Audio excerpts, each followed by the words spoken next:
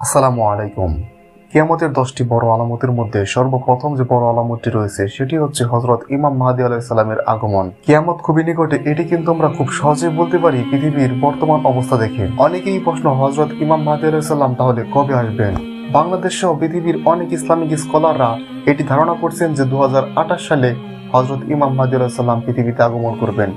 আবার বলছি, এটি কিন্তু শুধুমাত্র ধারণা করছেন, তারা কিন্তু এমনি এমনি ধারণা করছেন না, তারা বিভিন্ন হাদিসের ব্যাখ্যা দিয়ে কিন্তু এগুলো ধারণা করতেছেন।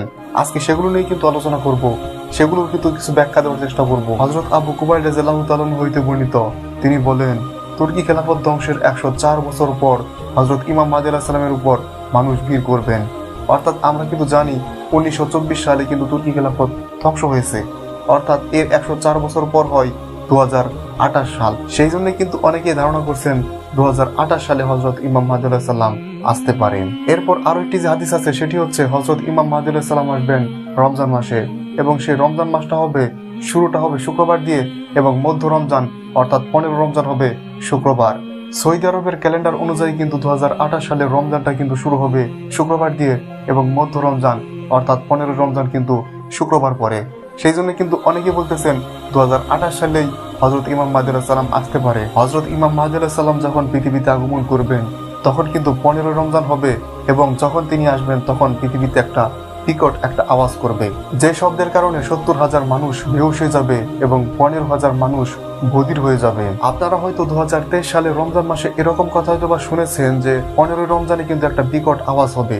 সেটি বলার কারণও আছে, কারণ 2023 সালের কিন্তু রমজান মাসটি কিন্তু শুক্রবার দিয়ে শুরু হয়েছিল, এবং 15 রমজান কিন্তু শুক্রবার হয়েছিল। সেই জন্য কিন্তু অনেকে ধারণা করেছিল 2023 সালে হযরত ইমাম মাহদী আলাইহিস সালাম আসতে পারে, কিন্তু সেটি কিন্তু আসেনি। এর কারণ হচ্ছে 2023 সালের আগে কিন্তু হযরত ইমাম মাহদী আলাইহিস সালাম আগমনের সকল আলামত কিন্তু প্রকাশ পায়নি, সেই জন্য কিন্তু হয়নি। কিন্তু 2028 সালের আগে কিন্তু এই সকল আলামত কিন্তু প্রকাশ পাবে, এরকমটা কিন্তু অনেক ইসলামিক স্কলার কিন্তু ধারণা করতেছেন। এরপর আরো একটি যে ব্যাখ্যা আছে সেখানে বলা হয়েছে রমজান মাসে চন্দ্রগ্রহণ এবং সূর্যগ্রহণ হবে। আলী ইবনে আল হানাফিয়া রহমতুল্লাহ আলাইহি বলেন, যতক্ষণ পর্যন্ত এই পৃথিবী এবং আকাশে দুইটি জিনিস না ঘটবে ততক্ষণ পর্যন্ত হযরত ইমাম মাহদী আলাইহিস সালাম পৃথিবীতে আগমন করবেন না। এই দুইটি ঘটনা হচ্ছে রমজান মাসে চন্দ্রগ্রহণ এবং সূর্যগ্রহণ ঘটা।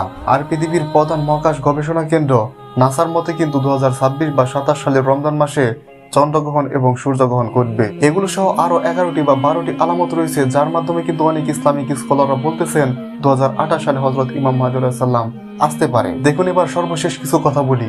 হযরত ইমাম মাহদী আলাইহিস সালাম যখন পৃথিবীতে আগমন করবেন তখন ঠিকই প্রকাশ পাবে। এগুলো নিয়ে আমরা নির্দিষ্ট তারিখ দিতে পারি না, আমরা বলতে পারি না যে তিনি এত সালের মধ্যেই আসবেন।